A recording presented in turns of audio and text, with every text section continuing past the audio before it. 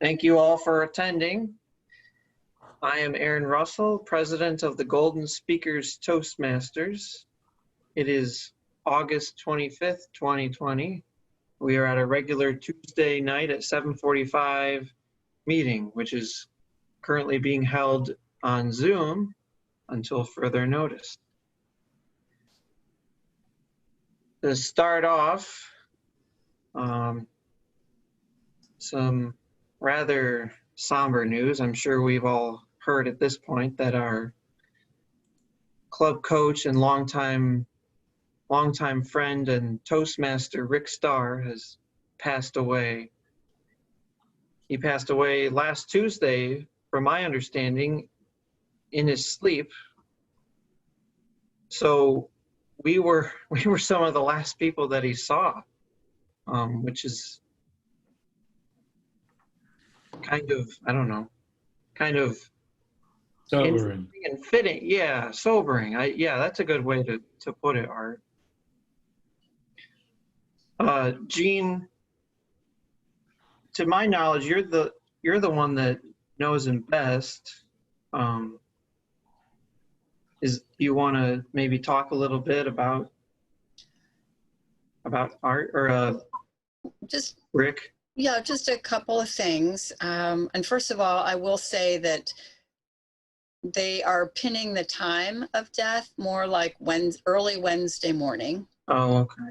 So that's that. I did send out to the club his obituary that appeared in the paper today. I don't know if you had a chance to look at that. I saw it. And I learned a couple things about him, and he was a veteran of the Air Force, and I do remember him giving talks about flying and planes. He was very fascinated with just aeronautics, and he had some really good talks about flying. He was married to Sharon Starr, who died several years ago, and a lot of the people just feel like they're now reunited because they were very much in love and a very loving couple. Rick was just such a gentleman, was always humorous but generous. He had a big heart, affable, easygoing, this wry sense of humor sometimes. But just everybody loved Rick. So the obituary, I just noticed Rick's interests included Toastmasters. So there we are right there, playing with his son Daniel and Daniel's dog Nanaki, playing poker with dear friends. I do remember his poker, regular poker, visiting the casino for poker matches and an online book club. And then he loved juggling and playing the harmonica, but not at the same time. So very eclectic, just sorely missed. Shocker.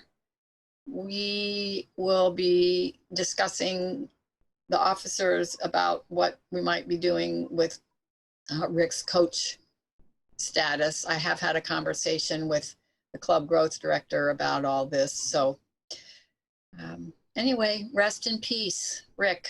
You are missed and loved. Thank you.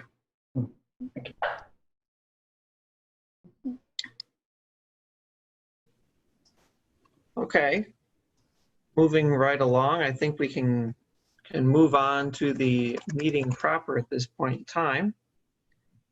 And so with that, I'd like to pass it off to myself as the Toastmaster for tonight. I apologize, I had the agenda pulled up. I lost it. Okay. Our theme for tonight is animals. We have a quote here from Gandhi.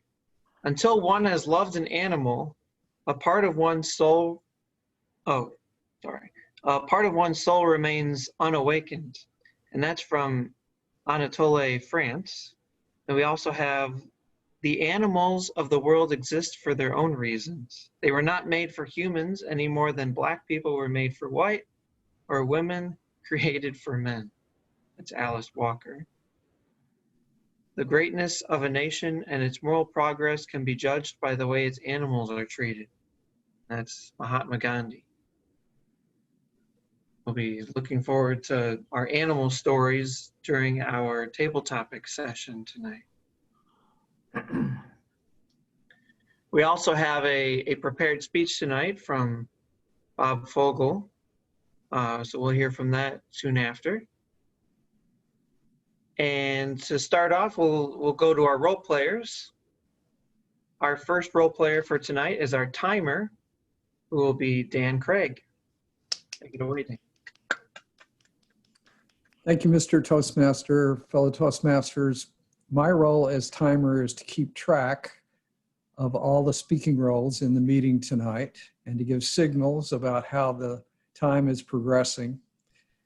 For Bob's speech, it's going to be 5 to 7 minutes. I'll give him a green light at 5 minutes. By the way, my Toastmaster backgrounds have disappeared off my computer. I'm going to have to find them somewhere. So this is green, Bob. You'll have put your view on gallery view and you'll be able to see me. Oh, yeah. We've got yellow. This is sort of yellow. That's going to be yellow. And then we've got red. So yellow's at 6 minutes, red's at 7 minutes. And remember that you have 30 seconds to wrap up and still qualify after the red light. Okay. Your evaluator will have 2 to 3 minutes. That's a green light at 2 minutes, a yellow at 2.5, a red light at 3. When we do table topics, those will be 1 to 2 minute speeches. Green at 1, yellow 1.5, and red at 2. And I will decide at the time how much time the table topics evaluator will take. Who is sharing their screen? That was me. I was sorry, hit the wrong button. So let's unshare. There we go. I was trying to just. Thanks for sharing, Bob. Yeah. That's my role as timer. I'll give a report at the end.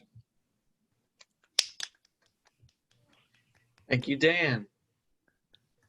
Next, we'll hear from our grammarian, who for tonight is also Dan. Back to you again, Dan. Thank you, Mr. Toastmaster, fellow Toastmasters. When there's only 5 of us that made it to the meeting, we're all gonna have a lot of roles. Yeah. I have sent you a chat with the word of the day. That's my first duty as the grammarian, is to give a word of the day and track its usage. I picked sentient, which is an adjective having the power of perception by the senses, conscious, characterized by sensation and consciousness. A sentence with this as an example sentence is, animal welfare advocates typically argue that any sentient being is entitled at a minimum to protection from unnecessary suffering. So see if you can use that word in your talks tonight. My other function as grammarian is to listen to the speeches that are given and see if there are colorful or interesting phrases that I hear, and to see if there is any grammar that I hear that might need to be corrected. I'll give a report at the end. All right. Thank you, Dan. Next, we'll hear from our counter, who for tonight is Jean Symington Craig.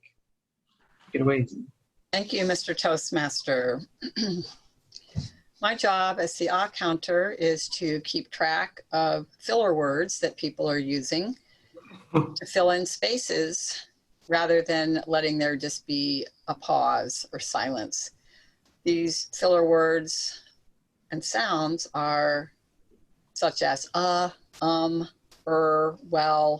so, like, but, you know, now. There's a lot of other options. Repeats, where the sentence is started where the sentences started and then go. So we want to keep that. It's also called a double dribble. And then any other specialties that someone is using. I will keep track of those and give a report at the end of the meeting. Thank you. Thank you, Jean.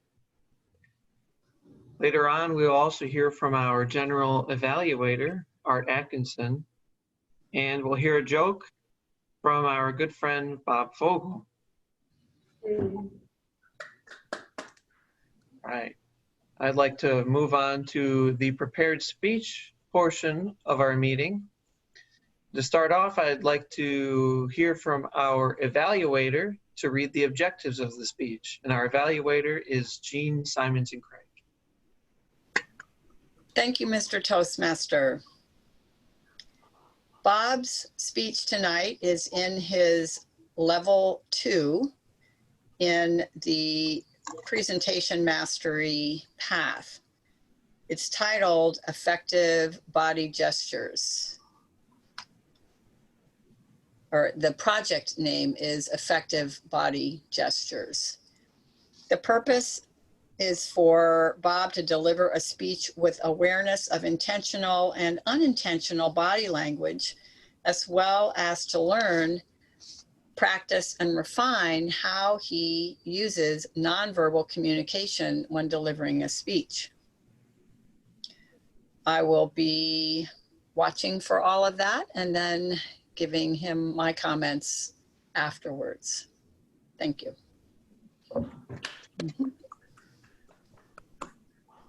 Thank you, Jean. Jean.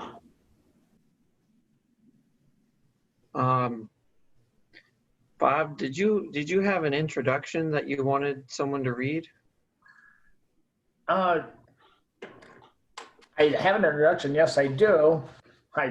But as far as me typing it, sending it, the only way, if I could read it myself, or I'd snap a picture of it and send it. If I had to wait for me to keyboard it in, we might burn up a little more time than you probably want. I think at this point, let's just have you read the introduction. Just Okay. know in the future that typically you send the introduction to the Toastmaster for that week. Sure. Thank you. All right. Thank you. Want to proceed or? Yeah. Okay. So again, hello, my name is Bob Fogel. I'm the owner of Fogel Basement Repair.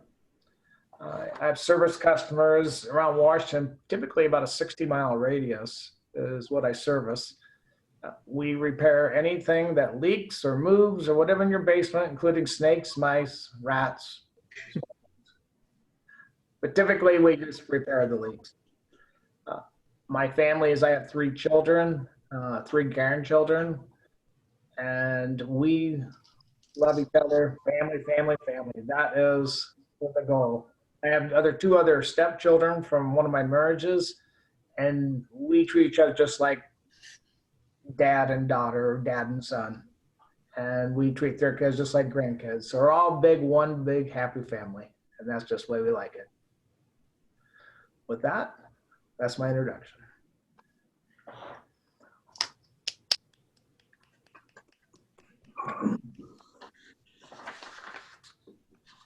So how do we proceed then, Aaron? Do I just go ahead and jump right in, or are we gonna? Yeah, I would say so. Okay. Well, would you like me to start the timer? The timer's gonna start, or did it start with my introduction? I'll start when you begin speaking. Okay. I just think everybody, let's just take a breath because that was a little different.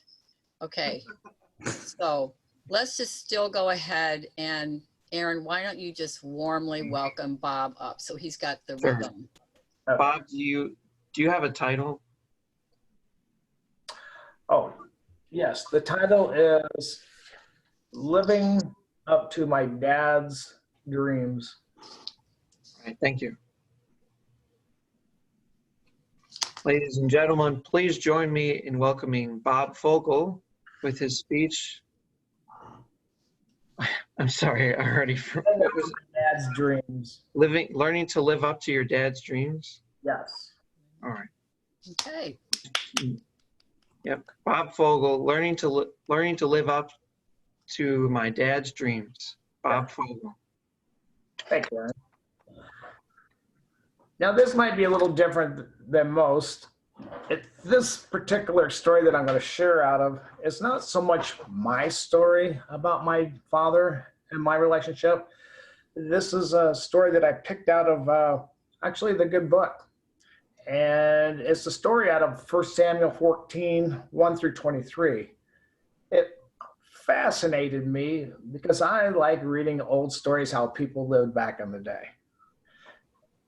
And I'll kind of set the preface for what it is. King Saul had an army, about 600 men, and they were preparing for battle with Philistines. For those are arch enemies, and today they're still arch enemies. It seems it never ends. But this particular battle was on the plains, and the Philistines had the advantage up on the rocky bluffs up here. Down the plains where the battle was going to take place, King Saul was gathering his men. On the backside of the plains was a rocky bluff. And it was a suicide mission to climb up there because they would just pick you right off with bows, arrows, swords, you name it. So no one dared to go up this way. However, like most guys, it's a natural desire to impress your dad or to try to outdo them in some name or some manner, some fashion. So instead of being known as the son of King Saul, and that's who the king was at the particular time, was King Saul, see, Jonathan and one of his fellows, they had this big idea to fill their dad's shoes. Well, as I spoke, King Saul was the leader of Israel, and he stood a head taller than any other one around him. So his shoes were kind of hard to fill. One day, Jonathan said to his armor bearer, which simply an armor bearer just bore a sword and maybe a club and a shield and some advice, kind of like a caddy when you're golfing. And he goes, "Hey, come on, follow me." So they trekked over to the forest edge where I spoke earlier that it met the rocky valley. And it continued up the back of the bluff. And that was the Philistines' outpost, where about 20 men were stationed. Call it bravado, call it boldness, call it his swag, but Jonathan had a simple but daring plan, that they would expose themselves to the outpost up above. Jonathan had reasoned that perhaps the Lord will help us, for nothing can hinder the Lord. He can win any battle, whether we have many warriors or only a few warriors. The armor bearer says, "Right on, pound it, dude." All right, Jonathan quipped. What we'll do is we'll cross over to the valley so they can see us. If they say to us, "Stay here where you are or we'll kill you," then we'll stop. But if they say, "Come on up here, we'll teach you boys lessons, something you'll never forget," we'll know that's a sign of the Lord, that victory is at hand.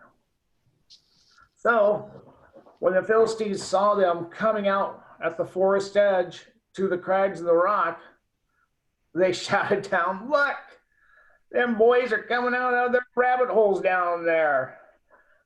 Hey, you guys, come on up here. We'll teach you a lesson that you'll never forget." Those hero boys, they took that. And they climbed up that valley just like a billy goat, as fast as they could, hand over foot up that thing. And before you know it, they were at the very top of that bluff where those Philistine soldiers were. And just like that, 20 men laid there dead at the hands of Jonathan and his armor bearer.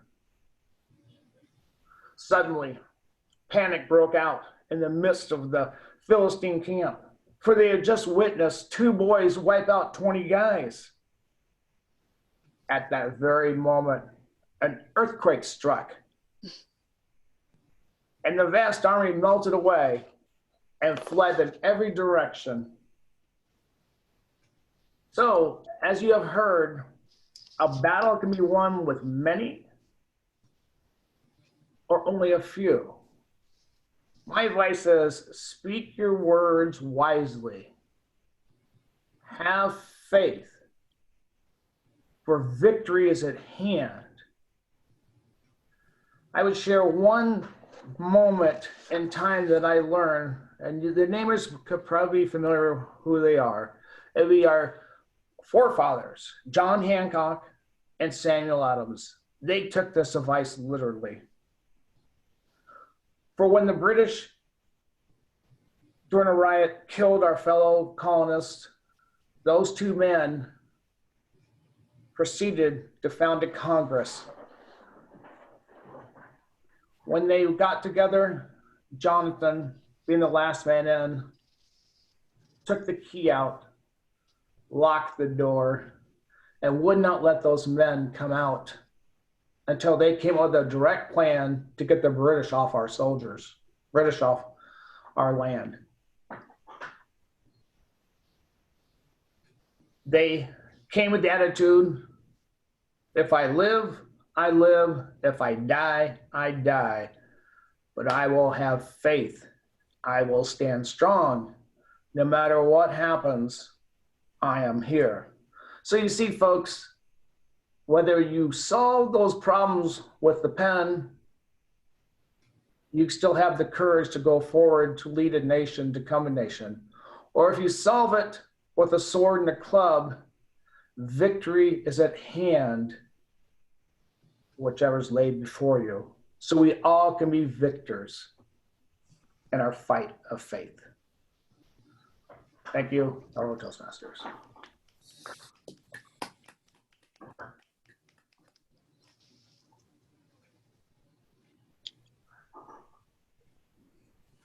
Mr. Timer, would you please give us 2 minutes to evaluate our speaker? Mr. Timer, did our speaker qualify? Yes. Excellent.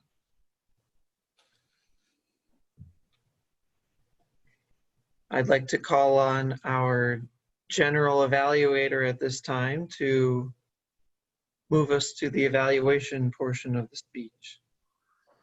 And that is Art Atkinson. What's that? Is it possible we could go to table topics first and give me just a little more time?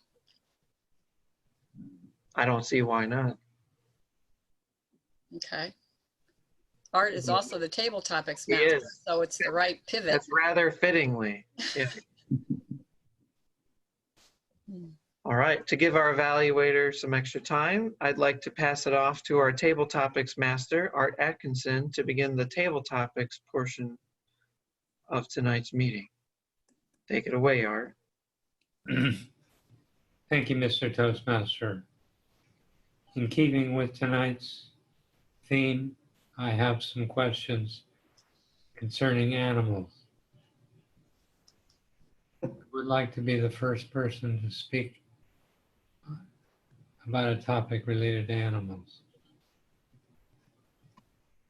I nominate Aaron.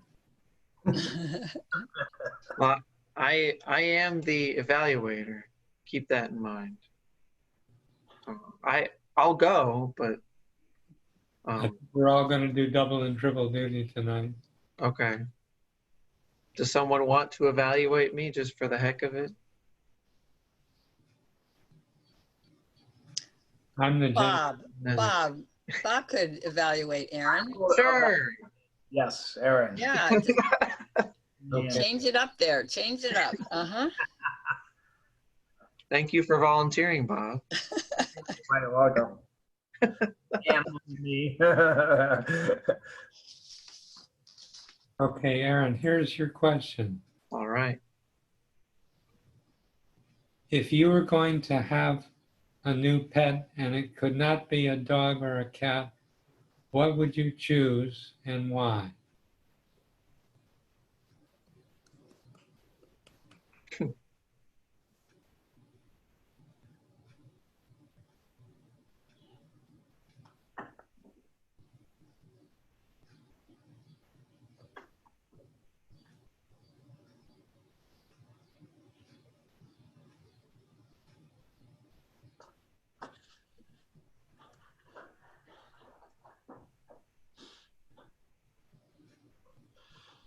Thank you for the question, Mr. Table Topics Master.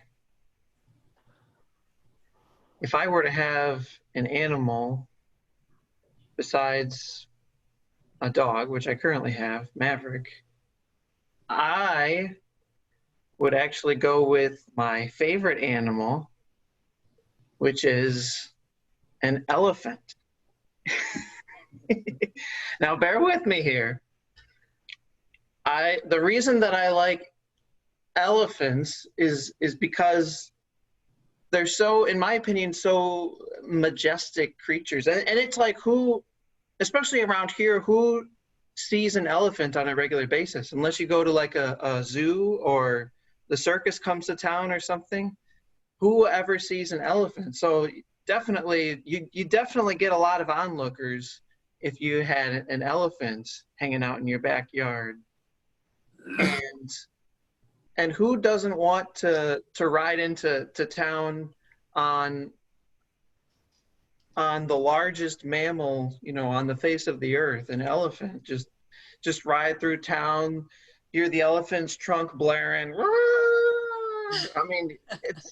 I mean, talk about a grand entrance, and I mean, the aspect of feeding the elephant might make things a little bit difficult, seeing as how a massive animal requires a massive appetite. But, these are things to figure out for another day. I just really want an elephant. I think that having an elephant as a pet would be such a fun and exciting experience. Definitely my choice. Thank you for the question.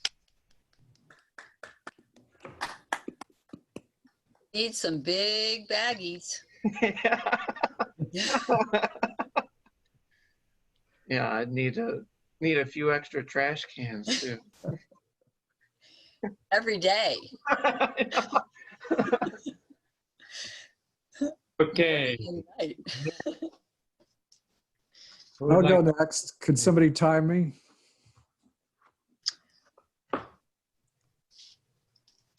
Well, if I time you, I won't count your filler words, so don't do any. Well, Okay, so I will time Dan.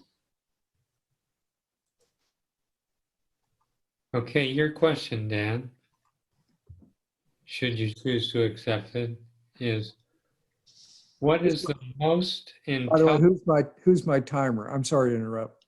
I'm your timer. Okay. You have something to signal me with?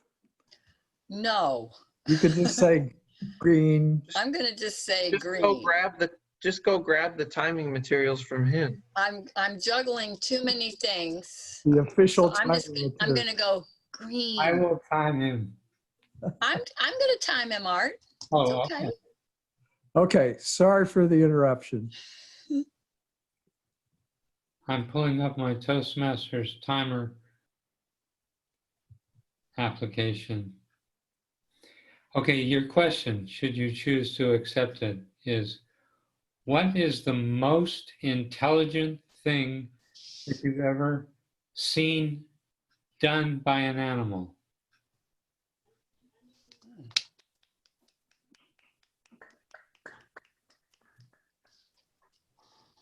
Clever, intelligent, smart,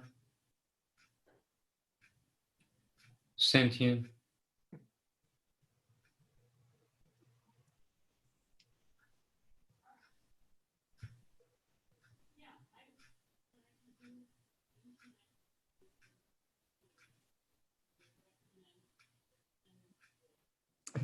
Thank you, Mr. Topics Master, fellow Toastmasters. we've lived for quite a while with a couple of dogs, little Shih Tzus, and it's interesting to see how they try to help you figure out what you need to do to make them happy.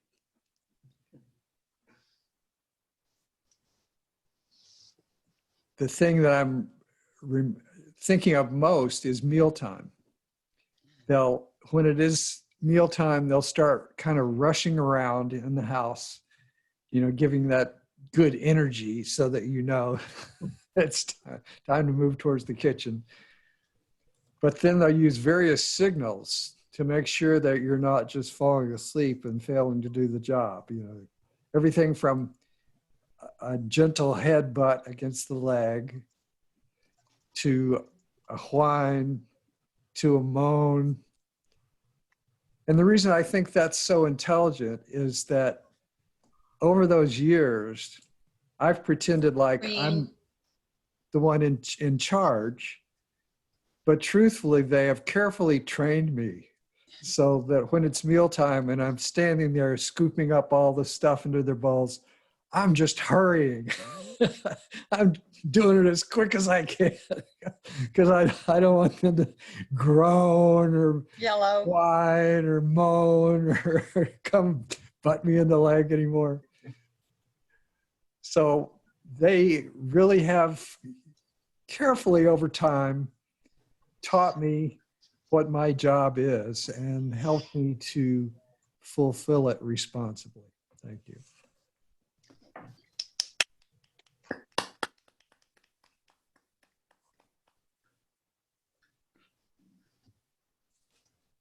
Okay, Bob Fogel, would you like to answer a question? Yes, Art, I will volunteer for that one. Okay, Lay it on me.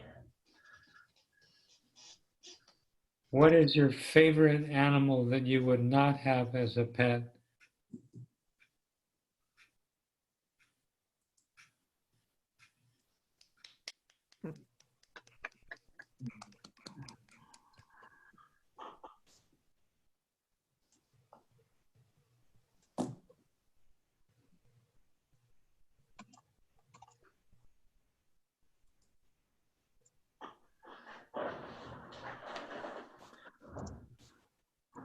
I believe the favorite animal that I would not have as a pet was brought to me by no other than Steve Irwin. He showed you all kinds of pets. He was the craziest guy out there that I ever seen. And although he died prematurely by the stingray's poke in his heart, one of the craziest things that I like watching him is when he would do the poisonous snakes, especially the spitter snakes. And Steve would crawl up there on hands and knees, and he put a pair of goggles on, and no one else as crazy as him. That spitting cobra would spit right to his face, but it would not strike because he wouldn't get the striking distance.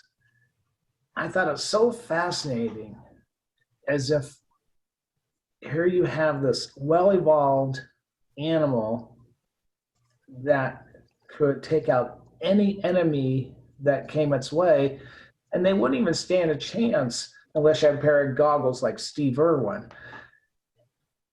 I just love the way nature evolves to take out enemies.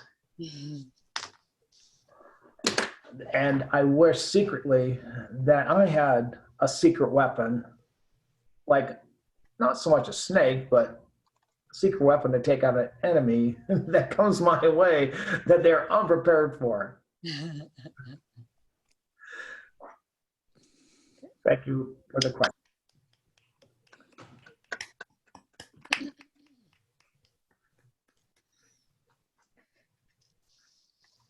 Is that a timer malfunction? Yes. All right. Jean, you have your hand up. Is that for being a participant? That's for being the next victim. Okay. I have an oddball question. Your mission, should you choose to accept it, is to tell us what is the most disgusting animal that you can think of and why is it so disgusting?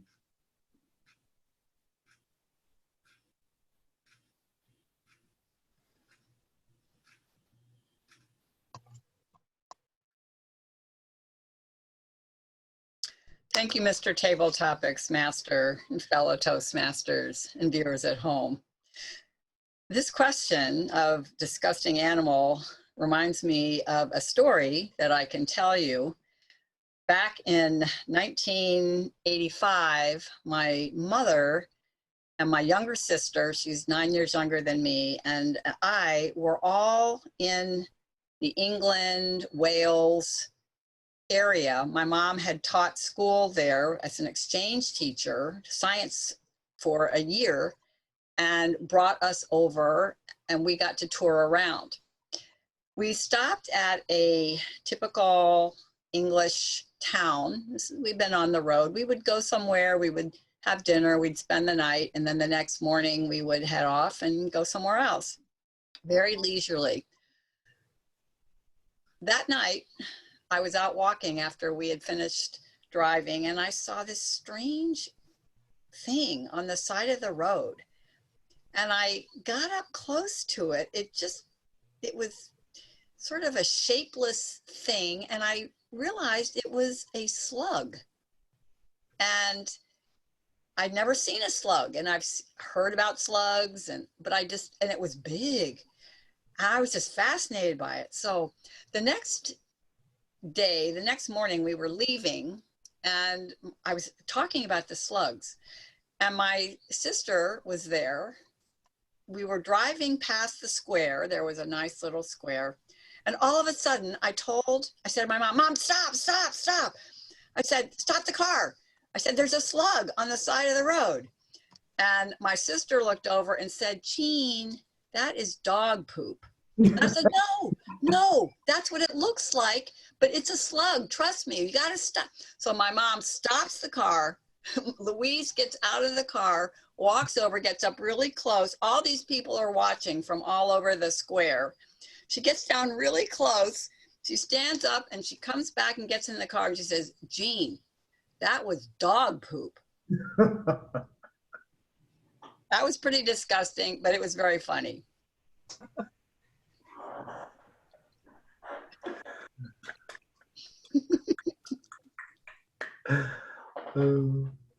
Let's see where we stand time-wise.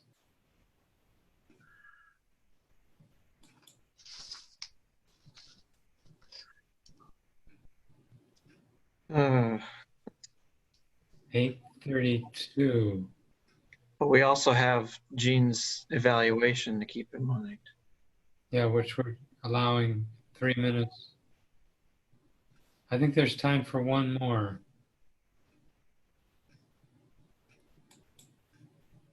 Back to Aaron. Bob do one? Did Bob do one? Yes. Yeah, we've all done one. I could ask Art a question. Ooh. Okay, that's a turnaround. That's fair. Okay. So Art, which part of an animal have you ate that you found tasteful, even though it is disgusting?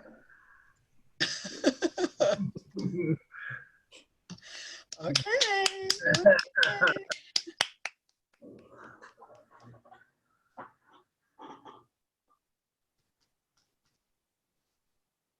Thank you for the question, Mr. Fogel.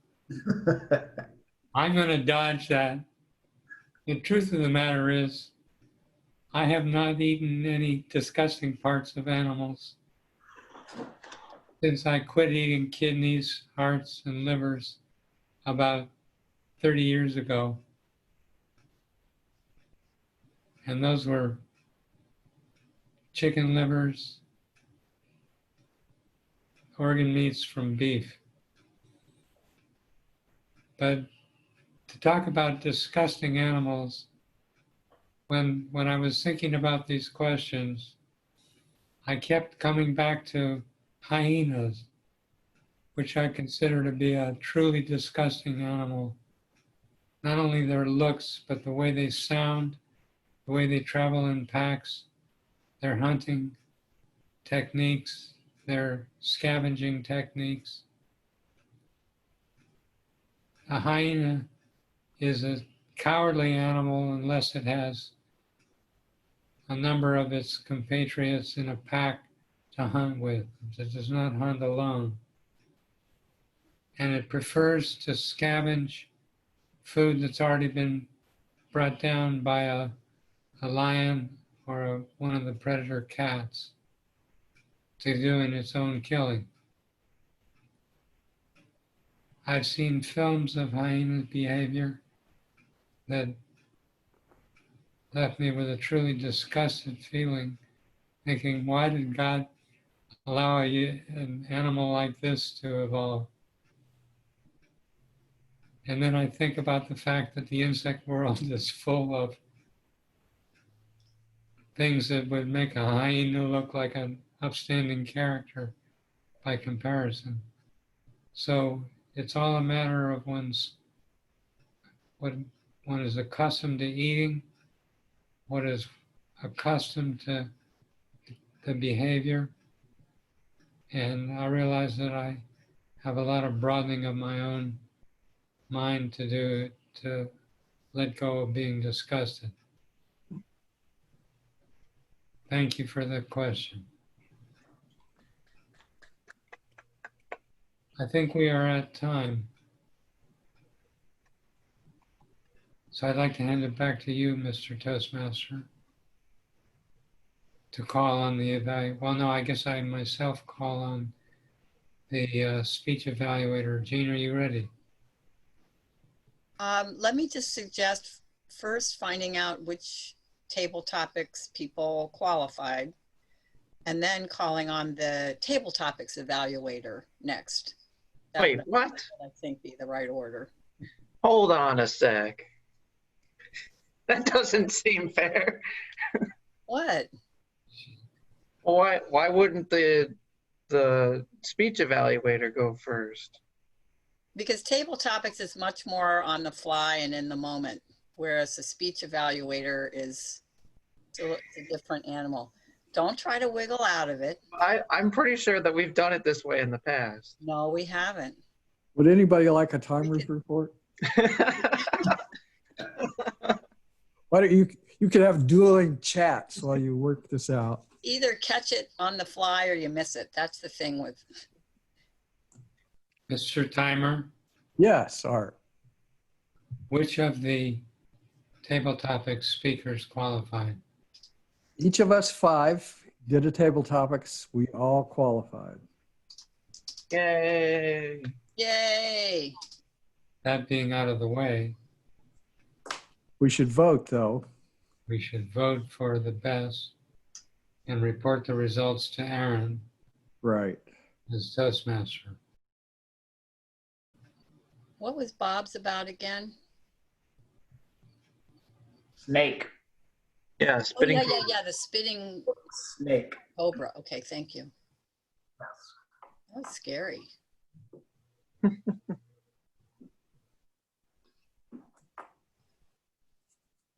I have 1 vote so far. Trying to get my hand to work. As soon as it does, I will submit a vote. Bob, what was your question for Art? Was it an animal that he ate that was disgusting? Or Yeah. My question was because I was thinking, I didn't realize he hasn't eaten any animal parts of lately. But what was the most disgusting part of an animal that he ate that he actually found delicious? Oh, that he actually found delicious. Okay. That it was like, like cow brains or pig brains, Sure. on oysters or things like that. Which I've eaten all of them. So Escargot. Snails. Yeah, Nails. those were amazing. Were they? Yeah. Ooh, and garlic butter. Oh, yum. To die for. Mm. How's that? Yeah, right. They were, oh, yum. You have those over in France? How many votes do you have now? 1, 2, I have 4, so we're good. Okay.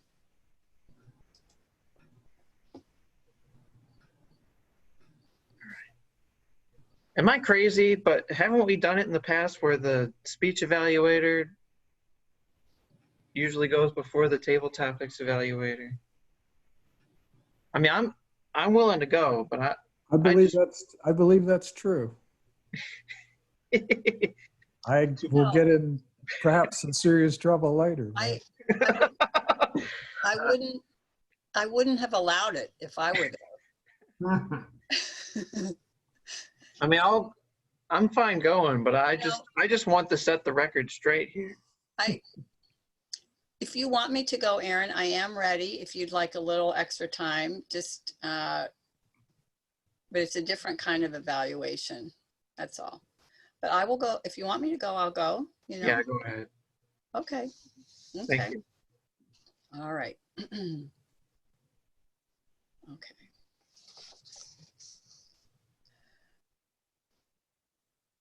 Am I getting this from the Toastmaster? Oh yeah, sorry. Sure. At this point, I'd like to call up our general evaluator, Art Atkinson, to introduce our speech evaluator for Bob's speech. Mhm. Thank you, Art. Mr. Toastmaster, as general evaluator, I call on Jean Symington Craig to give us her evaluation of Bob Fogel's body expressions. Your body speaks. Thank you, Mr. General Evaluator and fellow Toastmasters, viewers at home, and particularly Bob Fogel. What he excelled at, in my opinion, I thought he hit the ball out of the park in terms of effective gestures, particularly in this Zoom environment. I could tell he had thought about it. He had the terrain. We had the description of where everybody was and up the hill, and he used his hands. I had a number of times that I wrote down examples of him using gestures within this Zoom environment. So I was very impressed. He talked about up above, used his finger, many warriors, or, few. He had a right on, I think it was right on dude. Yeah, it was pounded. Yeah. Now, they probably didn't do that back in the time, but it was very cool. Yeah, it was effective, and it was within the frame. He had the billy goats. What was that? There was some sort of billy goat move. Up close like a billy goat up the hill. Yeah. Now, Bob, you're not allowed to talk. You can help me. No, I'm just kidding. Yeah. So billy goats. Climbing up though, Rod. And he did a key. He had a key in his talk. Yep. He did a key motion. So this was all really well thought out and well done. He also had some vocal variety. He didn't just say the Philistines were calling down. He had the Philistines actually calling, say, hey, you guys, you want to come up? I forget the exact language, but there was dialogue there where he actually voiced the characters, which is excellent. He could change the character of the vocal variety slightly to help differentiate the characters, but that was just a really good addition. What I thought he could work on would be to work on not reading the material. It was pretty obvious that he was reading a fair amount of it, so the suggestion would be know your material just like it's if you were giving it in front of the room. Keep the eye contact with your camera, put a picture up there of somebody that you like, and keep talking to that person, and then, hey, you'll be talking to the rest of your audience. Yep. That would be the suggestion for improvement. And if you want to challenge yourself, in the opening, give a hint of your overall point. What is the overall point? You want to frame something to help your audience orient to what now you're going to unfold. And also have something enticing to let the audience know why they should be listening to this. Like, what is in it for them? Why am I listening to this? I know Bob likes this kind of story, but why am I going to? So you want to make it bigger for your audience as to why they should listen. An example could be, and this, I'm not sure if I caught this correctly, but at the beginning you say, you know, he's introducing himself, and then having faith that you will prevail is amply supported by stories from the Bible and from American history. Trust it. And then just go into his stories, and audience knows where to go. Thank you, Bob. Look forward to more. Thank you, Jean.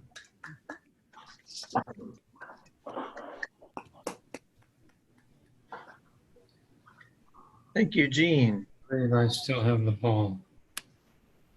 What's that? I'm thinking I still have the ball. I'm checking the agenda. Oh, Yeah. I'd like now to call upon the Table Topics Evaluator, Aaron Russell. Aaron, would you please let us? oh, And how much time? yeah, I was about to say, before we do that, well, we had 5 speakers. Well, I guess I'm only evaluating 4. So, You know, we're getting kind of lazy. So normally that would easily be a 2 to 3. So it just depends. If we want to be nice, we could do 3 to 4. But we don't want to get fat. I can do, let's challenge me, and I'll challenge myself and do 2 to 3. Okay. Thank you, fellow Toastmasters. Thank you, Mr. General Evaluator. We had a great round of table topics tonight, starting off with Dan. He was asked the most intelligent act that he's seen an animal do. And he talked about how his dogs have trained him to give them food. What I liked about Dan's speech was he took his time, greeted the audience, maintained a good amount of eye contact with us throughout the speech, and he had a great structure. He gave his answer, and then he gave supporting points about why he felt the way he did with his dogs. You know, talking about different acts that they did to get him to give them food. To challenge Dan, I'd say I'm a kind of a stickler for rules. It felt more like the goal should have been to talk about one specific act that he'd seen an animal do, or that's what I interpreted it as. And I think that would have been an interesting thing to hear about, one specific action that he saw one time at a zoo or on a TV show or something. Bob, he was asked an animal that he wouldn't like to have as a pet, and he talked about the spitting cobra. He greeted the audience. He gave good backing evidence for why he thought the cobra was interesting, and he was very enthusiastic throughout the speech. It was very obvious to me that he was very engaged and happy with the story that he was telling, and he was interested in it. One thing that I would say is, I think everyone here, or I don't know, I know who Steve Irwin is, but maybe for those of us who don't know who Steve Irwin is, just give a brief explanation as to who he is, just so everyone's on the same page. Jean was asked about the most disgusting animal that she's seen and why. She talked about the slug. She did not give her answer right away, which I thought was actually cool. It kind of built this mystery of like, let me tell you a story. And, you know, it's like, well, what's this animal? What's this animal going to be that she's talking about? It was a very humorous story about this slug, and about later on where she saw it again, and it turned out to be a piece of dog poop. And I like how when she was referencing her sister, she changed her tone and her mannerisms to become her sister, more or less. And she did a really good job there. The one thing I want to challenge her with is just something to maybe describe the slug in more detail when she saw it that night, and talk about it in complex imagery, how slimy and disgusting this slug is, because they are rather grotesque creatures, really. finishing us off was Art. He was asked about an animal that he ate that he thought was delicious, and he talked about hyenas. It was really intriguing to me that Art knew so much about hyenas, and he went into great detail about how hyenas are, and it was very informative. Just like I thought I was watching a nature show or something. And the only thing I'd like to say is that the question, was about an animal that he had eaten that was disgusting, and I think he gave some, backing evidence to support that. I would have liked to have heard a bit more about something that he had eaten specifically. Thank you.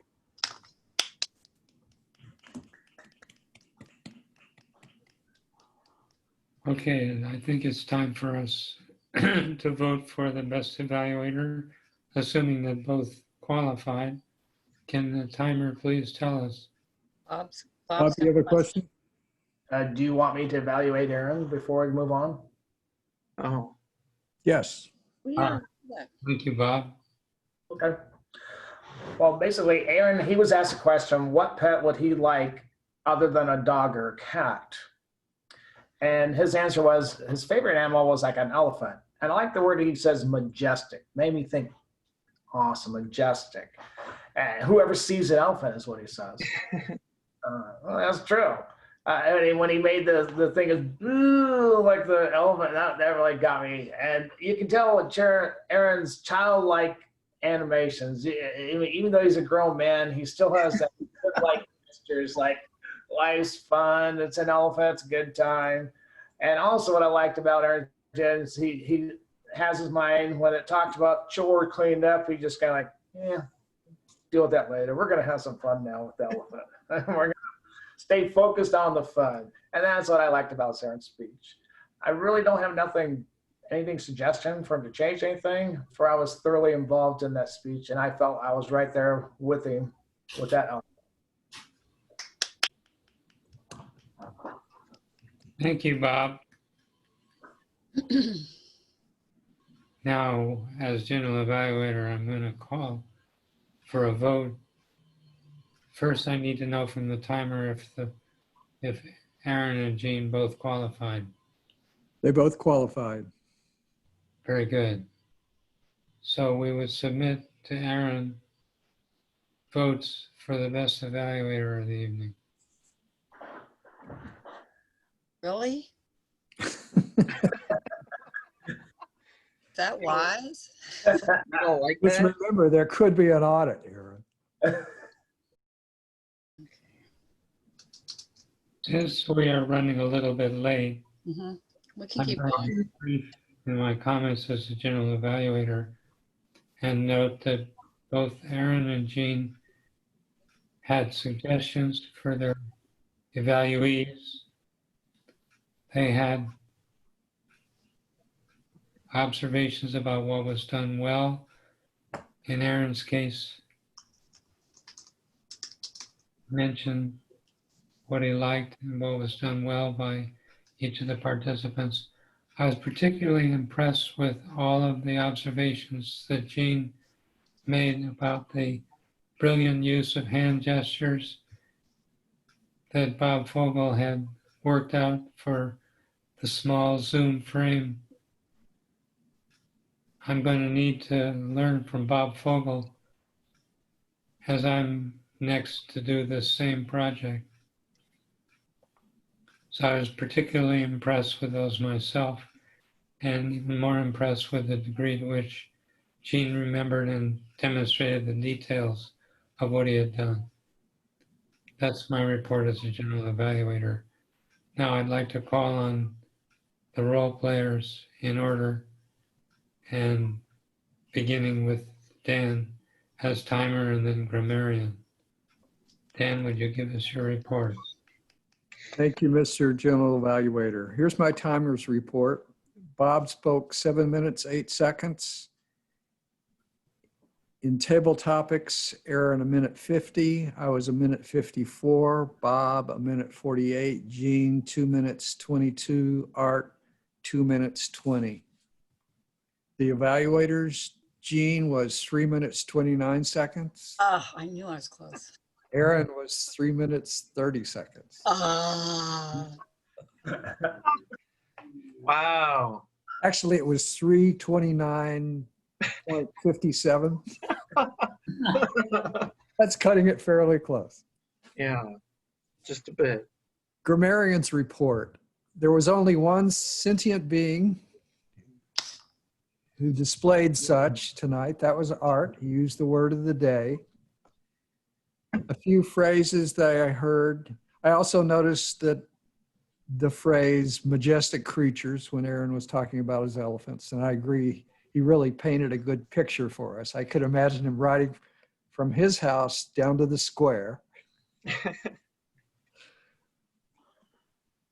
A phrase that I thought was fun, Bob said, Steve died prematurely by a stingray poke in the heart.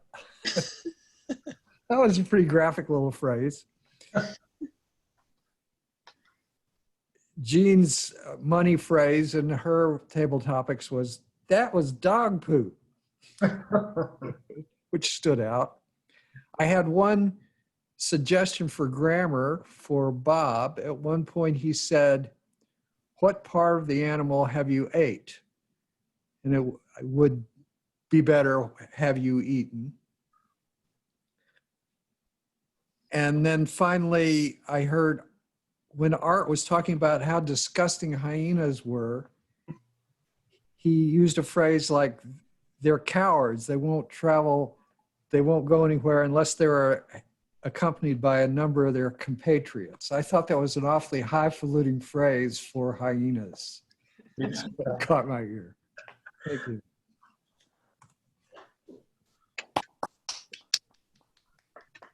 Would the honor please give her report? Thank you, Mr. General Evaluator. Bob had one so and 3 ands, sentences that run together with and. Dan, I had with 1 and. Art was clean. I didn't catch myself. Aaron had 2 ahs, 2 you knows, and the repeats. Beaucoup repeats. Better though, better than the previous time. So there's been improvement. Okay. And that is my report. I think it's time for us to hear from Mr. Fogel as our joke master. Today. Thank you. Volume, Bob, I want to hear it. Can you hear me? Yeah. All right. All right. So, do you want to hear a construction joke? Yes. Yeah. Sorry, I'm still working on it. Oh, yeah. Even had. How do you measure a snake? Carefully. Very carefully. Make sure it's not a spitting snake. But typically you measure it in inches because they don't have any feet.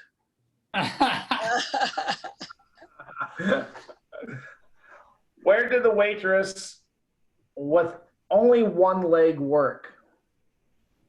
IHOP. Yeah, there you go. IHOP. Ouch.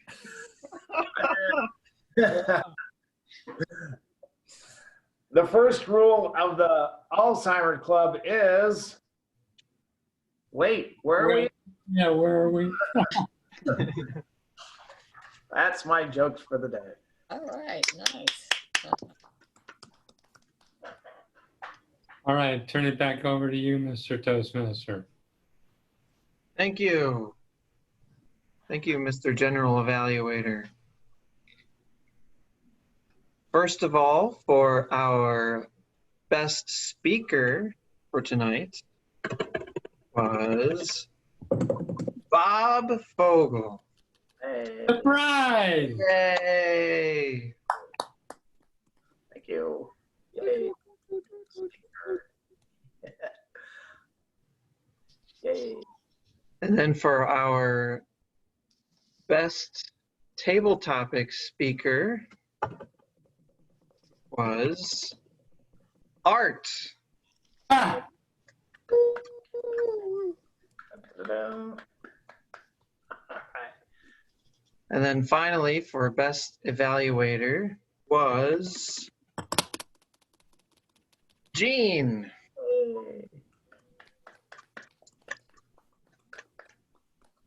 Is that because I voted for myself? Is that It definitely didn't hurt things. 20% of the vote, right? All right, now I'll pass it off to myself as the president to close out the meeting. I forgot to mention as general evaluator that the tradition in this club is that we speak out the mission of the club. Oh, Usually the president does that before turning it over to the Toastmaster.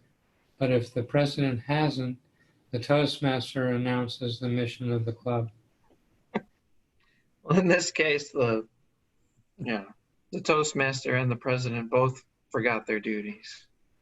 But thank you. That's a good point. I have it written down. I just need to actually go through on it.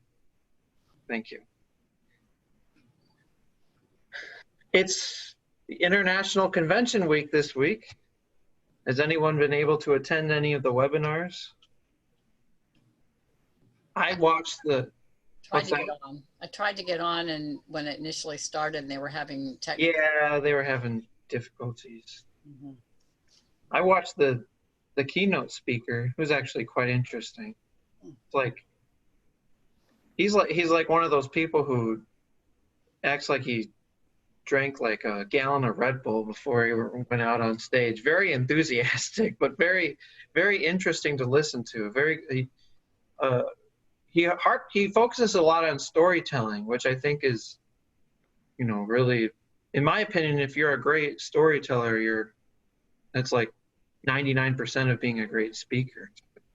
I thought it was great that he focused on that. A very interesting person. He's led a pretty exciting life.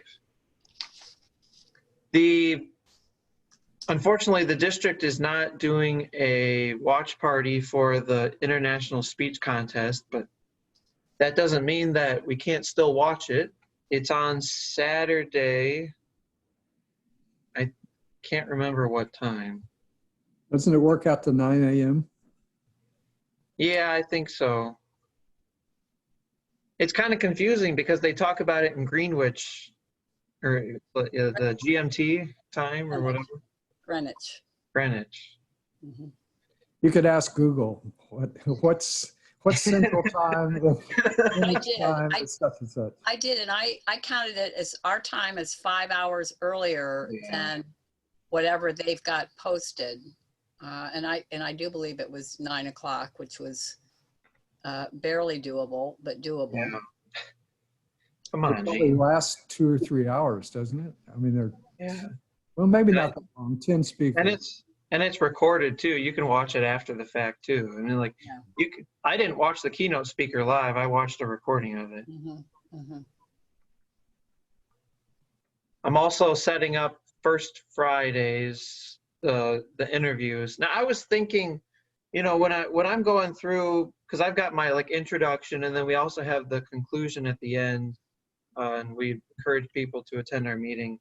And I gave everyone 2 questions, but I don't know if we really have time to go through both questions. But would people be open to doing 2 separate videos, 1 per question? Because then we could have more videos that way and spread them out over the course of a few months. Sure, whatever you want. Yeah, just something I was thinking about.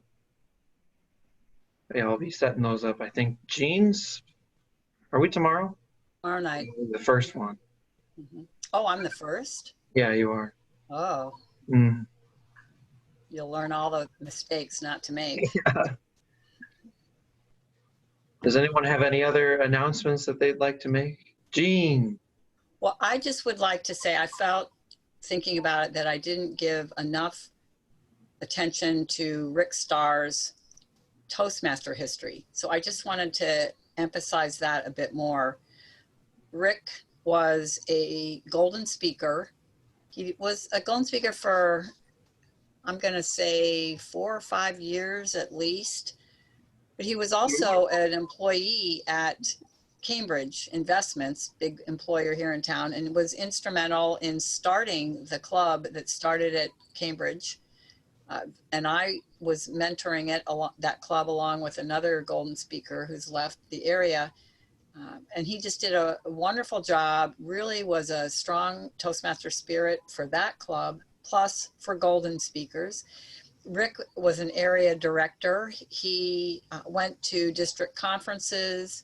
So he attended things outside of the club, and he was set up to become a distinguished Toastmaster as a result of our efforts this year. So he really had a lot of exposure to Toastmasters and always said he loved Toastmasters.